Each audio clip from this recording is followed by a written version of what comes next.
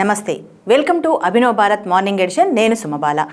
ఆంధ్రప్రదేశ్లోని 2 పేపర్లలో వచ్చిన ముఖ్యమైన వార్తలు ఏంటో ఒకసారి చూసినట్లయితే, సాక్షిలో ముందుగా ఒక చిన్న న్యూస్ గమనిద్దాం. ఛాతిపై కొట్టి పొట్టలో తన్నాడు. ఢిల్లీ సీఎం కేజ్రీవాల్ నివాసంలో ఆయన పిఏ తనను ఛాతిపై కొట్టి పొట్టలో తన్ని బెదిరించాడని ఆప్ ఎంపీ స్వాతి మలివాల్ తెలిపారు. స్వాతి మలివాల్ ఉమెన్ కమిషన్ చైర్పర్సన్గా కూడా ఉన్నారు. ఆమె మీదే ఈ దాడి జరగడం అనేది దారుణమైన విషయం. అయితే దీని మీద కేజ్రీవాల్ ఏమి స్పందించకపోవడము, మళ్ళీ బీజేపీ వాళ్ళే చేశారని చెప్పి ఏదో సంథింగ్ అట్లా చెప్తుండడం అనే దానికి అది ఇష్యూ అవుతుంది. ఇప్పుడు ఈ వార్తను వీళ్ళు ఇక్కడ ముఖ్యంగా ప్రచురించారు. ఆ తర్వాత పైనంతా వారు గెలిస్తే రాము టెంట్లోకి అని ఆ మోడీ అమిత్ షా మాకు ప్లాన్ బి అవసరం లేదని ఆయన చెప్పినవి, అంటే ఎన్నికల ప్రచారంలో భాగంగా చెప్పిన వాటిని మెయిన్గా ప్రచురించారు.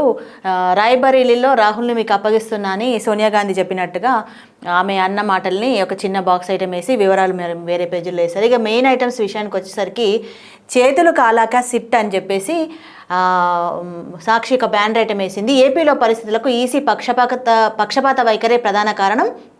రాజకీయ ఒత్తిళ్లకు తలొగ్గడంతోనే చెలరేగిన హింసాకాండ.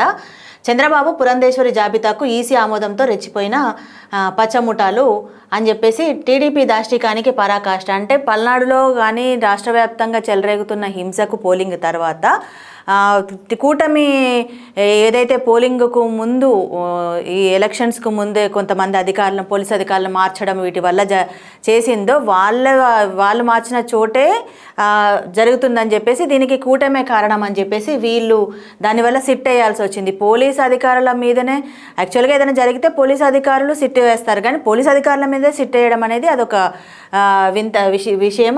దానికి సంబంధించి వీళ్ళు రాశారు. అయితే ఇదే ఐటమ్ను వైసీపీ పోలీసింగ్పై కొరడా అని చెప్పేసి ఆంధ్రజ్యోతి కూడా మెయిన్ బ్యానర్ ఐటమ్గా వేసింది.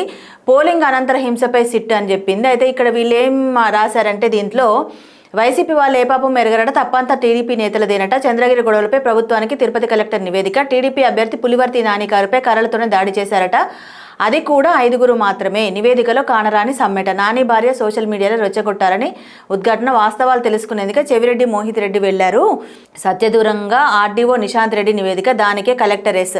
అయితే ఇందులో ఏంటంటే వీళ్ళు అన్న దాంట్లో వాస్తవం ఏంటంటే మనకు ఫోటోల్లో స్పష్టంగా కనిపిస్తుంది, ఒక సమ్మెటతో నాని కారు మీద దాడి చేయడం అనేది. కానీ ఈ నివేదికలో కర్రలతో చేసినట్టుగా వీళ్ళు చెప్పడం అనేది దాన్ని వీళ్ళు నొక్కి చెప్తున్నారు. ఇక ఈసీ ఆదేశంతో ఐజీ వినీత్ బ్రిజ్లాల్ నేతృత్వంలో టీము, ఏసీబీ ఎస్పీ రమాదేవి సహా 13 మంది రంగంలోకి. పల్నాడు తాడిపత్రి తిరుపతి హింసపై దర్యాప్తు, కొమ్ము కాసిన అవినీతి అధికారుల వెన్నుల్లో వణుకు, సిట్ వెనక నివేదిక తర్వాత వారిపై కఠిన చర్యలు అని చెప్పేసి అంటున్నారు.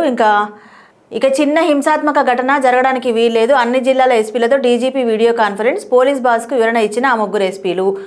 గోడ దూకి పిన్నెల్లి సోదరులు పరారని ఒక ఐటమ్ వేశారు. అంటే దీనికి రిలేటెడ్గా ఉన్న వాటినే వీళ్ళు చిన్న చిన్న ఐటమ్స్గా వేసుకొచ్చారు. తొలుత తాడేపల్లి ప్యాలెస్కు, ఆ తర్వాత ఇంటికి, అదరద్దటగా అక్కడి నుంచి పరారు. దీని వెనుక తాడేపల్లి స్కెచ్, మాచర్ల మారణ హోమంపై ఈసీకి కమిషన్ పరిశీలకుల నివేదిక, కఠిన చర్యలకు ఆదేశించే అవకాశం, దీనిని గుర్తించి పారిపోయిన బ్రదర్స్, అరెస్టు భయంతో అజ్ఞాతంలోకి అని. ఆ గొడవల వెనక ఉన్న వాళ్ళు మొత్తము తాడేపల్లి నుంచి, అంటే వైసీపీ కానీ జగన్ నేతృత్వంలోనే కనుసన్నల్లోనే ఇవన్నీ జరిగినాయి అన్నట్టుగా మనకు అది తెలుస్తుంది. ఇక్కడ ఒక ఐటమ్ చూస్తే ఈ ఆఫీస్కు సంబంధించి దాని అప్గ్రేడేషన్ అంటూ చేస్తున్న దాన్ని ఆపేయాలని మొన్నటి నుంచి టీడీపీ వర్గాలు గోలపెడుతున్నాయి. దానికి సంబంధించి ఒక ఐటమ్ను వీళ్ళు బ్యానర్ ఐటమ్గా వేశారు.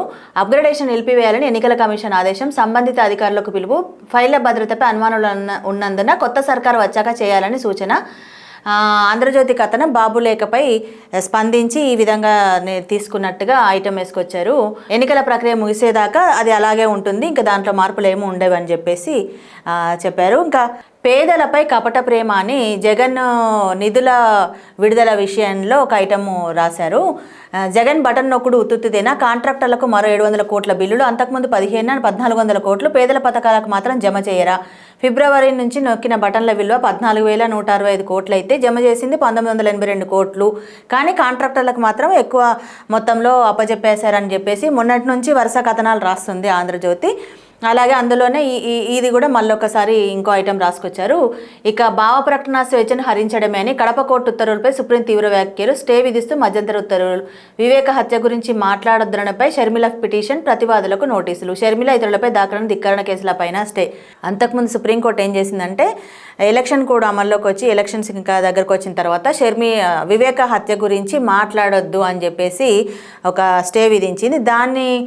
దానికి సంబంధించి సుప్రీంకోర్టు ఆ తీర్పును భావప్రకటన స్వేచ్ఛను హరించినట్టే అని చెప్పేసి తీవ్ర వ్యాఖ్యలు చేసిందనేసి ఇది నిజంగా ఒక మంచి పరిణామంగా చెప్పొచ్చు. మళ్ళీ సో లగ్జరీ ఫ్లైట్లో ఇది ఒకటి కొంచెం ఇంట్రెస్టింగ్.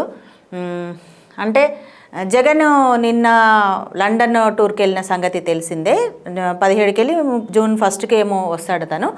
ఆ ఫ్యామిలీ టూర్కి, అంటే పోలింగ్ ఎలక్షన్స్ అయిపోయిన తర్వాత ఇంకా రిజల్ట్స్ ముందు వచ్చే అవకాశం ఉంది కాబట్టి ఆయన వెళ్ళిన దాని గురించి ఒక ఇంట్రెస్టింగ్ స్టోరీ ఒకటి ఆంధ్రజ్యోతి వేసింది. లగ్జరీ ఫ్లైట్లో పేదింటి బిడ్డ కుటుంబంతో జగన్ లండన్కు, విమానం అద్దె గంటకు 12 లక్షలు, 4 భద్రతాధికారుల ఖర్చే 1.5 కోటి. ఇక సీఎం కుటుంబం ఖర్చు ఎంతో, 31వ తేదీన తిరిగి రాష్ట్రానికి రాక అని చెప్పేసి ఒక ఐటెం వేశారు. ఆ విమానానికి సంబంధించిన ఫోటోలు, దాని లోపల లగ్జరియస్ అనేది వేశారంటే తనని తాను పేదింటి బిడ్డగా చెప్పుకునే జగన్ ఇంత ఖర్చు పెట్టిపోయాడు అని చెప్పేసి కొంచెం సెటరికల్గా రాశారు ఇది. ఇక మళ్ళీ సాక్షి దగ్గరికి వెళ్ళినట్లయితే ఇక్కడ ఇవాళ సాక్షిలో పెద్దగా న్యూస్ ఏం లేవు. కాకపోతే వైఎస్ఆర్సీపీకే మళ్ళీ అధికారం అని సజ్జల రామకృష్ణారెడ్డి అన్న మాటలని ఒక వార్తగా, అధికారులను మార్చిన చోటే అల్లర్లని బొత్స సత్యనారాయణ చెప్పినట్టు, పోలింగ్ తర్వాతి రోజు నుంచి ప్రతిరోజు మీడియా సమావేశాల్లో, ప్రెస్ మీట్లో పెట్టి ఖచ్చితంగా వీళ్ళిద్దరూ మాట్లాడుతున్నారు. దీన్ని బట్టి కొంత ఎందుకు ఇంత అలజడి ఉంది వీళ్ళల్లో అనే అనుమానాలు కూడా వ్యక్తమవుతున్నాయి. ఇక మిల్లెట్ సిస్టర్స్ ఆదర్శం అని ఇంకా మామూలు జనరల్ ఐటమ్ ఒకటి వేశారు. 20,000 మందికి జీవనోపాధితో స్ఫూర్తినిస్తున్న విజయనగరం వాసి సిఐ ఉమెన్ ఎగ్జాంపులర్ 2024 అవార్డు అందుకున్న సరస్వతి మల్లువలస అని ఒక చిన్న ఐటమ్ ఏదో వేశారు.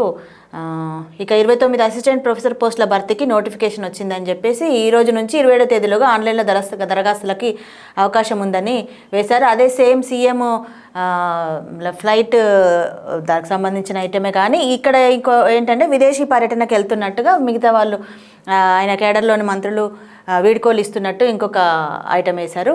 ఆంధ్రజ్యోతిలో వేసిన ఒక ఐటము పేదలపై కపట ప్రేమ అనే దానికే కౌంటర్గా ఇక్కడ రైతుల ఖాతాల్లోకి పెట్టుబడి రాయితీ అని చెప్పేసి నిధులు వాళ్ళ ఖాతాల్లో జమ అయ్యాయని చెప్పేసి రైతుల ఫోటోలు వేస్తూ నేటి నుంచి జమ చేసేందుకు ఏర్పాట్లు, 11.57 లక్షల మంది ఖాతాల్లోకి 1289.58 కోట్లు, ఖరీఫ్ 23 కరువు సాయం, మీచాంగ్ తుఫాన్ పరిహారం చెల్లింపు, ఆంక్షలు సడలించిన ఈసీ, కోడు సాకుతో అడ్డుకున్న బాబు బృందం అని ఇంకా వీళ్ళకి అనుకూలంగా ఒక ఐటమ్ వేశారు. ఇవి ఈరోజు ఉన్న 2 ముఖ్యమైన పేపర్లలోని ముఖ్యాంశాలు.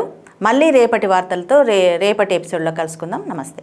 నాయకులారా, మీ పనితనం మీ అధినాయకులకు తెలియజేయాలనుకుంటున్నారు. ప్రజలారా, మీ సమస్యలను మీ నాయకులకు తెలియజేయాలనుకుంటున్నారు. ప్రజా సమస్యల పరిష్కార వేదిక మీ అభినవ్ భారత్.